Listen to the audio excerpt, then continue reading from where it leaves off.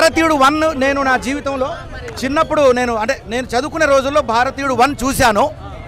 ఇప్పుడు భారతీయుడు 2 అప్పటికంటే ఎన్ని రేట్లో ఇంకా నాకే తెలియదు, అంత అద్భుతంగా ఉంది. మూవీ తర్వాత గేమ్ చేంజర్. చాలా నిజాయితీగా చెప్తున్నా, నేను నిజాయితీగా చెప్తున్నా. భారతీయ 2 అనేది మన జీవితం, మన జీవితం, ఇది సినిమా కాదు, ఇది రియల్ లైఫ్. మన భారతీయుల నిజమైన జీవితం ఇందులో ఉంది. మనం అందరం కూడా ఈ సినిమాకు రుణపడి ఉన్నాం. శంకర్ గారికి, కమల్ హాసన్ గారికి మనం రుణపడి ఉన్నాం.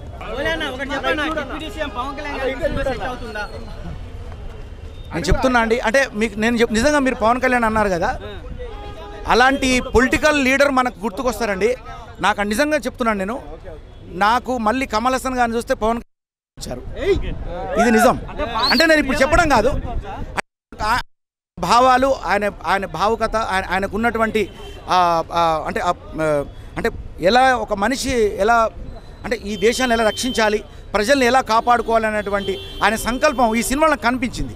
అంటే అది కమల్ హాసన్లో మనం చూసుకోవచ్చు. నాకు ఎందుకు అంటే ఇప్పుడు ప్రెసిడెంట్ రాజకీయ నాయకుల్లో మనకు ఈ మధ్యకాలంలో మీ అందరికీ తెలుసు. సో ఇది సినిమా కాబట్టి, ఇది జీవితం కాదు కదా. సో నిజమైన జీవితంలో పవన్ గారు ఉన్నారు, ఇదే సినిమా జీవితంలో కమల్ హాసన్ గారు కనిపించారు.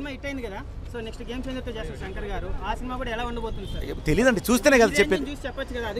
అంతే, అంటే నేను ఎక్స్పెక్ట్ చేస్తున్నాను. శంకర్ గారు ఒక మామూలు ఇదిలో లేరండి, ఊపులో. ఈ సినిమా చూశాక నాకు అర్థమైంది నిజంగా అండి. అంటే నాకు అనిపించింది ఆయన సినిమాలో ఒక చిన్న పాత్ర చేసినా చాలా అనిపిస్తుంది. అంతటి మహానుభావుడు ఆయన. Thank you.